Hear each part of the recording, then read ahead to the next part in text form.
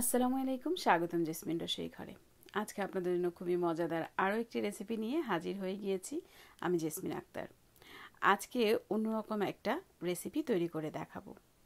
দেখতেই পাচ্ছেন আমি কিছু একটা ভাজি করছি। কি ভাজি করছি সেটাই শেয়ার করছি আপনাদের সাথে।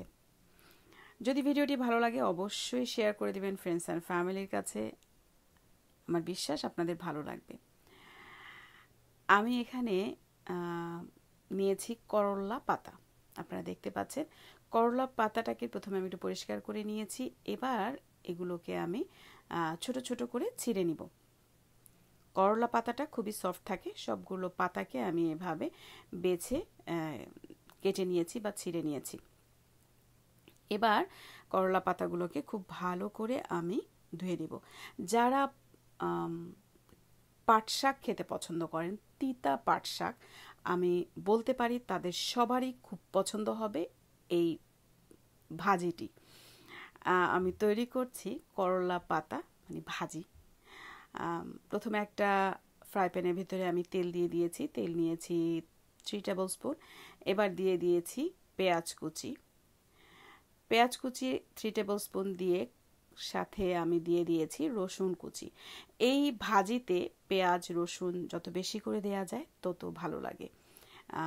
আমি একটু ভেজে নিয়ে এরপরে এর ভেতরে আমি দিয়ে দিচ্ছি কাঁচামরিচ। কাঁচামরিচগুলোকে আমি এভাবে একটু কেটে নিয়েছি। আমি এখানে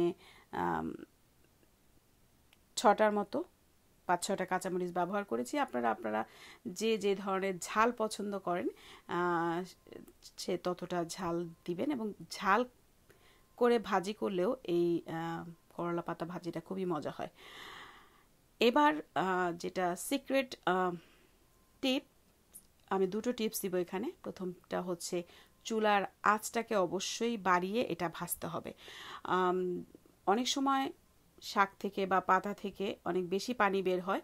চুলার আঁচটাকে যদি বাড়িয়ে ভাজা হয়, রান্না করা হয়, তাহলে পানিটা জমতে পারে না। আমি চুলার আঁচটাকে এখানে বাড়িয়ে দিয়েই রান্না করেছি এই পাতাটি।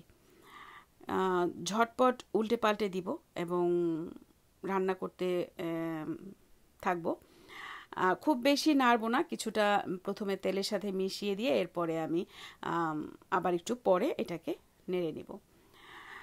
আরও একটা টিপস দিচ্ছি, সেটা হচ্ছে গিয়ে আমি কিন্তু এখন পর্যন্ত লবণ দিইনি। যে কোনো শাক ভাজিতে যে ধরনেরই শাক ভাজা হোক না কেন, লবণটা একদম শেষে দিলে কখনোই শাকের কালারটা চেঞ্জ হয় না।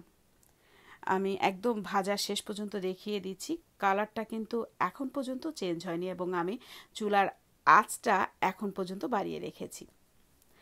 কেমন লাগলো আজকে আমার রেসিপিটি অবশ্যই কমেন্ট করে জানাবেন। আমি দিয়ে দিচ্ছি স্বাদ মতো লবণ। লবণটা দিয়ে আমি বেশিক্ষণ আর রান্না করব না, ঝটপট নেড়ে আমি নামিয়ে নেব।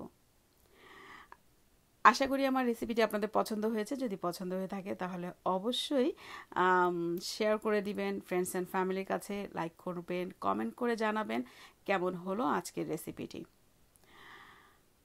যারা চ্যানেলে নতুন এসেছেন চ্যানেলটিকে সাবস্ক্রাইব করে দিবেন। যারা ফেসবুক পেজ থেকে দেখবেন আশা করি ফেসবুক পেজটিকেও ফলো করে রাখবেন।